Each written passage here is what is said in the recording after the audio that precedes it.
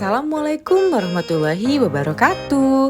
Berikut tugas koneksi antar materi modul 1.1. Kesimpulan dan refleksi pemikiran Ki Hajar Dewantara.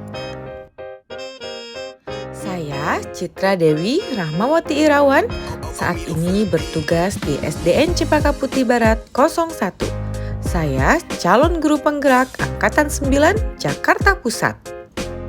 Setelah saya belajar modul 1.1 bersama teman-teman calon guru penggerak mengenai pemikiran Ki Hajar Dewantara, saya dapat membuat kesimpulan bahwa menurut Ki Hajar Dewantara, pengajaran dan pendidikan itu berbeda dalam pemahaman arti dan tujuannya. Pengajaran adalah bagian dari pendidikan dan melibatkan proses memberikan ilmu dan keterampilan untuk kehidupan fisik dan mental anak. Sedangkan pendidikan adalah proses menuntun terhadap proses alami anak agar mereka mencapai keselamatan dan kebahagiaan dalam kapasitas manusia dan anggota masyarakat.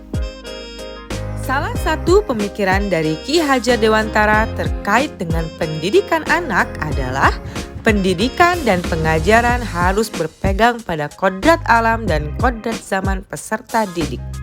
Kodrat alam yang dimaksud adalah kekuatan, potensi, atau keadaan diri yang secara alamiah melekat pada diri masing-masing individu. Sedangkan kodrat zaman adalah kekuatan, potensi, atau keadaan diri yang berubah secara dinamis sesuai dengan kondisi sosial, budaya masyarakat, atau perkembangan zaman. Selain itu, budi pekerti adalah aspek yang penting. Ki Hajar Dewantara sangat menjunjung tinggi pendidikan budi pekerti sebagai aspek penting yang tidak boleh dikesampingkan. Pendidikan haruslah mengisi ruang pengembangan kemampuan afektif dan psikomotor selain aspek kognitif. Budi pekerti merupakan keselarasan hidup antara cipta, rasa, karsa, dan karya. Dan masih banyak lagi pemikiran Ki Hajar Dewantara yang sangat bagus untuk pendidikan. Di antaranya ada sistem Among, yaitu suatu metode yang tidak menghendaki perintah dan paksaan, melainkan memberikan tuntunan. Ada juga asas Trikon yang terdiri dari 3 aspek, yaitu kontinu, konvergen, dan konsentris. Ada juga tripusat pendidikan. Ada 3 tempat penting yang menjadi pusat pendidikan bagi anak, yaitu alam keluarga, alam perguruan atau sekolah, dan juga alam pergerakan pemuda atau masyarakat. Selain itu, tidak lupa juga ada semboyan Ki Hajar Dewantara yang sangat terkenal. Ingarso Sung Tulodo, Ing Madya Mangunkarso, dan Tutwuri Handayani. Kemudian saya juga melakukan refleksi terhadap pemikiran Ki Hajar Dewantara yang sudah saya pelajari sebelumnya. Dan berikut 3 pertanyaan pemantik tentang refleksi saya. Yang pertama, apa yang Anda percaya tentang murid dan pembelajaran di kelas sebelum Anda mempelajari modul 1.1? Yang kedua, apa yang berubah dari pemikiran atau perilaku Anda setelah mempelajari modul ini? Dan yang ketiga, apa yang dapat segera Anda terapkan lebih baik agar kelas Anda mencerminkan pemikiran Ki Hajar Dewantara? Dan berikut hasil refleksi saya. Sebelum mempelajari pemikiran Ki Hajar Dewantara, saya berpikiran bahwa seluruh anak datang ke sekolah memiliki pengetahuan yang kosong.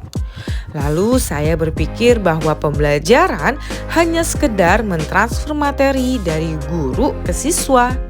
Lalu peserta didik harus menguasai materi dan mencapai KKM. Bahkan saya berpikiran apabila anak tidak tuntas, saya anggap gagal dan juga tidak pandai. Menyedihkan ya?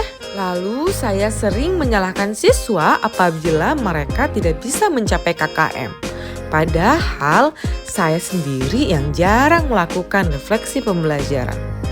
Lalu saya juga berpikiran bahwa pembelajaran hanya berfokus pada pencapaian kognitif dan hanya terpacu pada angka yang diperoleh oleh siswa. Dan terakhir, saya terlalu fokus pada suasana kelas yang harus tenang dan juga harus tertib. Namun, setelah saya mempelajari pemikiran Ki Hajar Dewantara, saya mengetahui bahwa anak bukan seperti kertas putih. Namun mereka sudah memiliki garis-garis samar yang selanjutnya gurulah yang harus menebalkan garis-garis tersebut. Saya juga mengetahui anak harus hidup sesuai dengan kodratnya. Tugas guru adalah menuntun tumbuhnya kodrat yang ada pada masing-masing anak. Salah satu caranya yaitu dengan menciptakan pembelajaran yang menyenangkan serta menggunakan iptek saat mengajar. Lalu dalam memilih bahan ajar saya harus berhati-hati karena sumber ajar yang diberikan haruslah sesuai dengan nilai-nilai kebudayaan bangsa Indonesia dan nilai-nilai Pancasila. Kemudian saya tidak boleh memaksa peserta didik untuk menguasai materi ajar yang ia tidak kuasai. Namun saya harus mengarahkan peserta didik kepada potensi yang sudah dimiliki. Kemudian saya semakin sadar bahwa peran guru adalah menjadi teladan yang baik. Guru tidak boleh bosan memberikan contoh dan harus memberikan dukungan serta motivasi dalam setiap proses belajar siswa. Dan terakhir, saya semakin termotivasi untuk menciptakan pembelajaran yang menyenangkan. Misalnya dengan menggunakan berbagai metode pembelajaran, membuat permainan, atau menggunakan media yang menarik. Refleksi berikutnya adalah hal yang akan saya terapkan di kelas dalam mencerminkan pemikiran Ki Hajar Dewantara. Di antaranya, saya akan memilih metode-metode pembelajaran yang variatif dan inovatif, sehingga tidak terpaku pada satu jenis saja. Metode yang saya gunakan, saya usahakan untuk bisa mencakup seluruh gaya belajar peserta didik. Misalnya, dengan menggunakan metode project-based learning, di mana pada awal pembelajaran, peserta didik menyimak penjelasan melalui layar proyektor yang terkoneksi dengan speaker. Nah, ini adalah gaya belajar visual. Kemudian peserta didik membuat sebuah proyek. Nah, di sini ada gaya belajar kinestetik. Kemudian peserta didik menuliskan hasil proyeknya.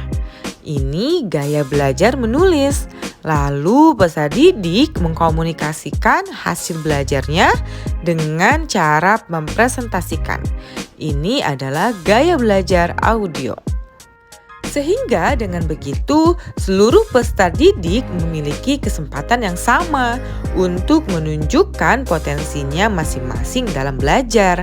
Harapan saya, peserta didik akan lebih senang saat belajar dan pembelajaran pun akan terasa lebih bermakna.